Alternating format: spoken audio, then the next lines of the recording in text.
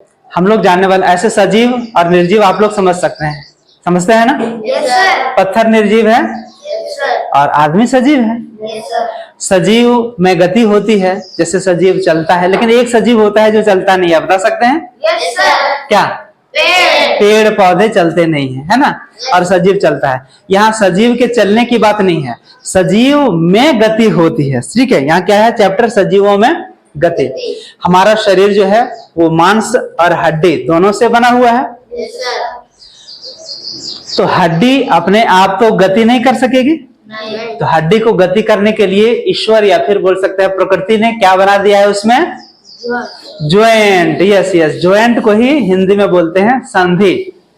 ठीक है, जैसे यहाँ पे मुड़ता है यहाँ संधि है, यहाँ पे मुड़ता है यहाँ संधि है, यहाँ पे मुड़ता है यहाँ संधि है, यहाँ पे मुड़ता है यहाँ संधि है, यहाँ पे मुड़ता है यहाँ भी संधि है, यहाँ पे मुड़ता है देखिए यहाँ भी संधि, यहाँ पे मुड़ता है यहाँ भी संधि है ना?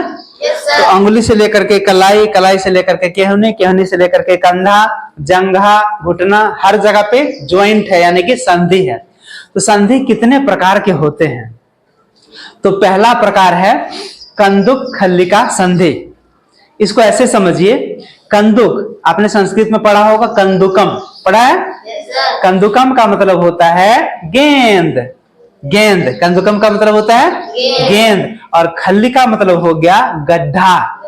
खल्ली का मतलब हो गया गड्ढा। इसको ऐसे समझिए, मान लीजिए ये एक गड्ढा है और इसमें ये बॉल चला गया। ठीक है, ये बॉल चला गया है।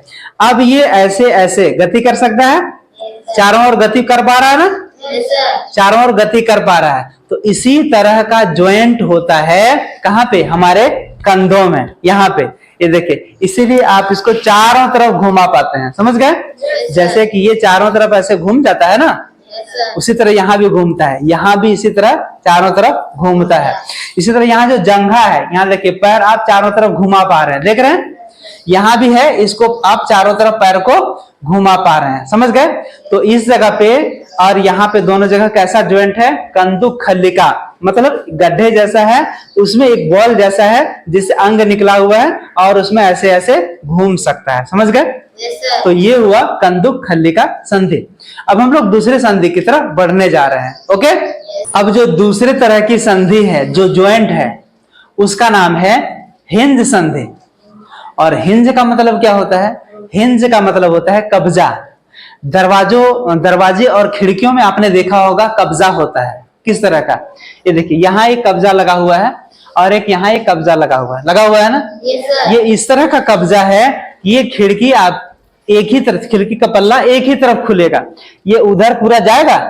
नहीं जाता है, ये सिर्फ एक ही तरफ आता है। देखिए एक ही तरफ आ रहा है ना? इसी तरह दरवाजा भी देखेंगे, वो एक ही तरफ आता है, उधर फिर पूरा नहीं जाएगा। ठीक ऐसा ही होता है हमारा इस जगह पे। इस जगह पे देखिए, ये यहीं तक जाएगा, एक ही तरफ ये इधर आ पा रहा है अंदर, वो पूरा उधर बाहर जाएगा? ये क्या इधर मुड़ेगा? नहीं, उधर टूट जाएगा। ठीक इसी तरह यहाँ भी जो है, ये देखिए यहाँ तक आ रहा है। ठीक इसी तरह ये जो घुटना यहाँ पे है, एक ही तरफ मुड़ रहा है, क्या ये मुड़ करके इधर आ रहा है? नहीं। पर इस पैर में भी देखिए, ये यहीं तक आ रहा है, यहाँ तक मुड़ रहा है और यहीं तक आ रहा है। मतलब ठीक दरवाजे और खिड़कियों के पल्लों की तरह हमारे केहूनी में और घुटना में भी जो ज्वाइंट होता है वो कब्जा की तरह होता है कि एक ही तरफ खुलता है, दूसरे तरफ पूरा नहीं खुलता है, एक ही तरफ मुड़ता है। समझ गए? इसीलिए इसका नाम है हिंज संधि। देखिए, हिंज संधि को दूसरा तरीका से ऐसे समझ सकते हैं, जैसे ये हमने इसको इंटरलॉक किया ना? अब जो है इसको हम ऐसे ऐसे ऐसे ऐसे ऐसे ही कर सकते हैं। ये क्या एकदम ऐसे नहीं करेंगे तो दिक्कत होता है, मतलब ये यहीं तक जाएगा, एक ही तरफ ये खुलता है बंद होता है, खुलता है बंद होता है। समझ गए? उस पार नहीं जा पाता है। यदि हम इसी तरह दरवाजे को भी आइए देख ही लेते हैं। दरवाजे की बात करें तो यहाँ एक कब्जा, दूसरा कब्जा यहाँ और तीसरा कब्जा यहाँ, ये यहीं तक खुलता है ना? ये फिर यहीं तक जाता है, इसके बाद बंद हो जाता है, उस पार नहीं जा पा रहा है। ठीक है, इसलिए इसका नाम दिया है कब्जा संधि या फिर हिंज संधि, क्योंकि ये खिड़की और कब्जे की हिंज से रिलेटेड है। Okay okay. अब देखिए, तीसरे संधि का नाम है धुराग्र संधि। धुराग्र संधि, पिवट ज्वाइंट। ठीक है, ये क्या होता है? इसको आप एक्सियल ज्वाइंट जैसा समझ सकते हैं। मतलब देखिए इस तरह ये रखा हुआ है, ये एक धुरी है। धुरी का मतलब ऐसे समझिए, मान लीजिए एक खूंटा है, उससे कोई बकरी या गाय बंधी होती है ना, Yes, sir. इसी धुरी के इर्द गिर्द वो ऐसे घूमता रहता है, जो जानवर है, गाय है या बकरी है, घूमती रहती है। ठीक इसी तरह ये समझ लीजिए ये धुरी है या धुर है या एक्सिस है ना। ये एक्सिस की मदद से देखिए, इसीलिए ये बायां दायां आगे और पीछे, ठीक है, घूमता है और हल्का हल्का ऐसे ऐसे घूमता है, इसीलिए इसको बोलते हैं धुराग्र संधि। धुर के अग्र हिस्से में ये स्थित रहता है। ये हमारा सर है और ये हमारा धड़ है, तो इस धड़ के ऊपर में ये गर्दन और सिर है। तो यहाँ देखिए हम लोग बायां झुका सकते हैं, दाहिना झुका सकते हैं, आगे झुका सकते हैं, पीछे झुका सकते हैं और हल्का फुल्का सावधानी से हम लोग ऐसे ऐसे घुमा भी सकते हैं। तो गर्दन के पास जो संधि है, इसी को हम लोग बोलते हैं पीवट संधि या बोल सकते हैं धुराग्र संधि।